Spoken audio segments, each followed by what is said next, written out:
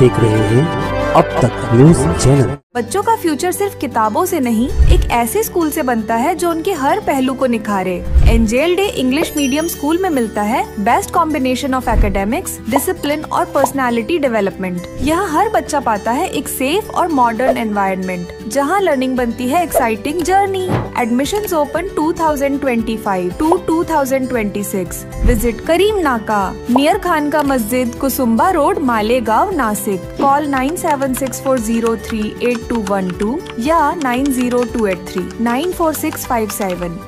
रहमानिर्रहीम नहमदुहु व नुसल्ली अला रसूलिहिल करीम, अम्मा बाद। बकरीद का त्यौहार सर पर है। किला झोपड़पट्टी के मसले को लेकर के किला झोपड़पट्टी के रहने वालों में बहुत ज़्यादा बेचैनी है। कल जो है उन्हें दोबारा नोटिस दिया गया है और उस नोटिस के हिसाब से 31 मई की तारीख आखिरी तारीख है। कल नोटिस तकसीम की गई, मेरा वहां जाना हुआ था।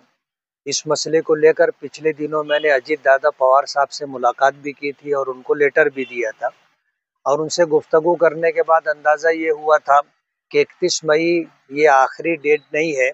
इसके बाद भी उनको बारिश का या इसी तरह लोक आयुक्त के फैसले के बाद कि उनके पुनर्वसन के लिए उनको कोई न कोई पर्यायी जगह दी जाए, इसके पेश नज़र इनको कुछ महीनों का मौका मिल सकता है, ऐसे हमारा गुमान था।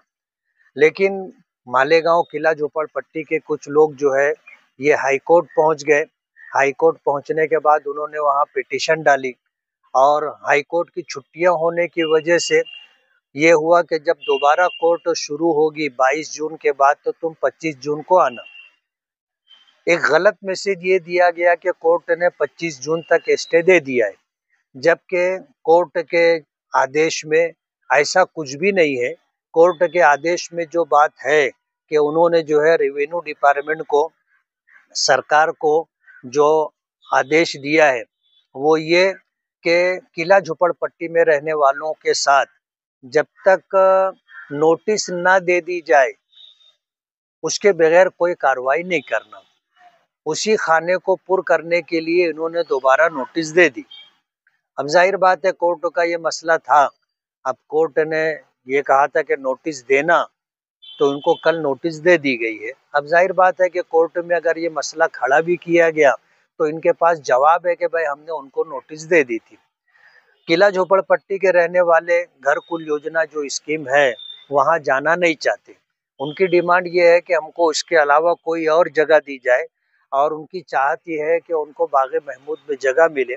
हमने इस सिलसिले में चीफ मिनिस्टर फडणवीस साहब को भी लेटर दिया, अजीत दादा पवार और शिंदे साहब को भी लेटर दिया कि इस सिलसिले में घर कुल योजना छोड़ करके जहां कहीं सरकार कारपोरेशन के पास या रेवेन्यू डिपार्टमेंट के पास रेसिडेंशियल रिजर्वेशन हो वहां पर इनको जो है रूल रेगुलेशन के हिसाब से जगह देना चाहिए। ये लोग शिफ्ट होने के लिए तैयार है। ये मसला चल रहा है, लेकिन कोर्ट में जाने के बाद अब सरकार का ये बोलना है कि मामला कोर्ट में आ गया है, अब कोर्ट का जो फैसला होगा उसके मुताबिक हम करेंगे। अब कोर्ट ने स्टे दिया नहीं है। कोर्ट ने कहा कि भाई कोर्ट में छुट्टी होने वाली है, जब कोर्ट शुरू होगी उस वक्त आना। अभी जो तैयारी डिपार्टमेंट की, रेवेन्यू डिपार्टमेंट की और ख़ास तौर पर कलेक्टर साहब की तरफ से चल रही है, उससे अंदेशा ये है कि इनकी पिटीशन खारिज हो जाएगी और इनके हाथ कुछ भी नहीं आएगा। उस मसले को लेकर के हम डिपार्टमेंट से कुछ चर्चा करने के लिए आए थे। इसी तरह जो है हमारे चर्चे में हम एडिशनल कलेक्टर है, प्रांत है और कलेक्टर है, इन तमाम लोगों से बात करेंगे। और दूसरा मसला बकरीद का था कि बकरीद आ रही है, ये हमारा मजहबी त्यौहार है और हम किसी को कोई तकलीफ देने की नीयत से जानवरों की कुर्बानी नहीं करते। हमारे पेश नज़र ये है कि हमारा रब हमसे राज़ी हो और जानवरों की कुर्बानी सिर्फ मुसलमानों के साथ ही मखसूस नहीं है। आप देखोगे हिंदू समाज के लोग भी जो है अलग अलग त्योहारों पर जानवरों की बलि देते हैं, कुर्बानी देते हैं। उनके पेश नज़र भी ऐसा कोई मनफी जज्बा नहीं होता। कि भाई किसी समाज के या किसी धर्म के लोगों को तकलीफ दी जाए। तो हमारे पेशे नज़र भी ऐसा कुछ नहीं है कि हिंदू समाज को तकलीफ दी जाए। हम तो ये बाकायदा ईदगाह से ऐलान किए कि भाई कानूनी तौर पर कुर्बानी करने का जो रास्ता है, कानून के दायरे में रह करके आप तमाम काम करें, कोई भी काम इल्लीगल ना करें। ऐसा पैगाम हमने ईदगाह से दिया था, उसी को हम आगे बढ़ाते जा रहे हैं। लेकिन जाहिर बात है कि समाज में रहने वाले 100% कानून पर अमल करते हों, ऐसा नहीं है। कहीं ना कहीं चाहे सरकार हो, चाहे डिपार्टमेंट हो, अलग अलग डिपार्टमेंट हो, हर जगह कुछ न कुछ ऐसा होता है कि 100% कानून पर अमल करना मुश्किल हो जाता और दिक्कतें और परेशानियां आती हैं। इसलिए इस मामले के अंदर शहर का अमन अमान खराब नहीं होना चाहिए। ये पैगाम हमने जहां समाज में रहने वाले लोगों को दिया है, इसी सिलसिले में हम डिपार्टमेंट से भी मिल रहे हैं कि लॉ एंड ऑर्डर एक नंबर पर है, लॉ एंड ऑर्डर हर हाल में बाकी रहना चाहिए। और समाज में जो लोग इस तरह शहर को बदनाम करना चाहते हैं कि भाई शहर के अंदर 10,000 गाय आ गई है और वो बकरीद पर कटेगी, जाहिर बात है ये खोटा मैसेज है। और इस तरह का मैसेज दे करके मालेगांव को बदनाम करने की कोशिश की जा रही है। आपकी जिम्मेदारी है, आपको यहाँ से जवाब देना चाहिए कि ये जो मैसेज फैलाया जा रहा है कि 10,000 गाय मालेगांव में आ गई, बिल्कुल खोटी बात है, अमन व अमान खराब करने की कोशिश है। इस सिलसिले में हमने बातचीत की है और हमारी चाहत ये है कि कानून के दायरे में रह करके किला झोपड़पट्टी वालों का भी मसला हल हो और कानून के दायरे में रह करके हमारी बकरीद का भी मसला हल हो, शहर का लॉ एंड ऑर्डर बिगड़े ना। इस सिलसिले में हमारा आना हुआ था। कोर्ट ने ये भी कहा था कि जो किले के अंदर अतिक्रमण है उसको नोटिस क्यों नहीं दिया गया था। इसको लेकर भी प्रांत को तहसील को आदेश दिया गया था कि आपने सिलेक्टेड लोगों को नोटिस दिया है। अगर आप बता रहे हैं कि 100 मीटर के अंदर का रूल्स है, तो जो किले के अंदर अतिक्रमण है फिर उन्हें नोटिस क्यों नहीं दिया जा रहा है। अभी कल भी जो नोटिस बटा है वो सिर्फ खंडक विभाग में रहने वाले और आसपास के अतराफ में रहने वाले लोगों को दिया गया, लेकिन स्कूल और अंदर बसे हुए लोगों को नहीं दिया गया।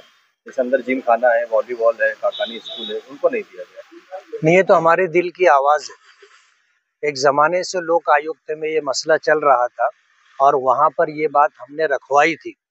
जो लोग भी किला झोपड़पट्टी के लोग लोक आयुक्त में जा कर के इस मसले पर बातचीत कर रहे थे कि ये किले के अंदर जो अतिक्रमण है उसको अनदेखा किया जा रहा है और किले के बाहर, खंदक के बाहर जो लोग हैं उनके साथ इस तरह का कामकाज किया जा रहा है। आपके नज़दीक किला है, किले की खंदक है, आप किले के अंदर तो कोई कार्रवाई नहीं कर रहे। जहाँ कार्रवाई होनी चाहिए और जहाँ नहीं होनी चाहिए आप वहाँ पर कार्रवाई कर रहे हो। कोर्ट को ये बात समझ में आई है और हाई कोर्ट ने बाकायदा इसको नोट किया है। इस बात को नोट किया है कि आपने जो है कुछ मखसूस लोगों को नोटिसें दी है और चुन चुन करके आपने नोटिस दिए। जाहिर बात है उसका बैकग्राउंड यही है कि किले के अंदर जो कुछ है वो भी तो अतिक्रमण है, उसको भी नोटिस देना चाहिए। और अगर आप चाहते हो कि किले से जो खंदक से लग करके जो जमीन है वहां पर अगर झोपड़पट्टी है उसको साफ किया जाए, तो एक नंबर पर किले के अंदर जो कुछ अतिक्रमण है उसको साफ करना चाहिए। ये तो एक जमाने से हमारा मुतालबा है। हवाला इसी को दिया गया कि अगर किले के अंदर का अतिक्रमण निकलता है तो बाहर के निकलने पर भी हम एग्री रहेंगे, लेकिन अंदर कार्रवाई नहीं और बाहर कार्रवाई है। क्या इसको लेकर कोर्ट थोड़ा सा आपने कहा कि संजीदा भी है, तो पिटीशन एक्सेप्ट हो सकती है क्या इस मुद्दे पर? होना चाहिए। अगर देखा जाए तो इंसाफ का तकाजा यही है कि अगर तुम किले को अतिक्रमण से साफ करना चाहते हो तो पहले किले के अंदर का अतिक्रमण निकलना चाहिए। बाहर का अतिक्रमण तो 2 नंबर पर आता है। इस मामले को लेकर के अगर वाकई संजीदगी के साथ अगर लड़ाई लड़ी जाएगी तो किले के अंदर का अतिक्रमण भी निकलेगा। अगर ऐसा होता है कि किले के अंदर का अतिक्रमण नहीं निकलता और बाहर के लोगों के साथ नाइंसाफी होती है, तो अपना अगला कदम क्या है? इस सिलसिले के अंदर कार्रवाई जारी रहेगी। लेकिन 2 दिन में कार्रवाई जारी रहेगी कि अंदर का अतिक्रमण भी निकलना चाहिए। इंसाफ का तकाजा यही है और कोर्ट के जरिए हमको इंसाफ मिलेगा, ऐसी उम्मीद है। लेकिन 2 दिन में कार्रवाई होने वाली है अतिक्रमण की। आज यहाँ पर मीटिंग भी हुई, कल नोटिस बटी है, मुझे पता है इस बात का। पहले जो नोटिस दी गई थी उसमें सरकार ने जो GR निकाला था वो पूरे महाराष्ट्र के लिए था।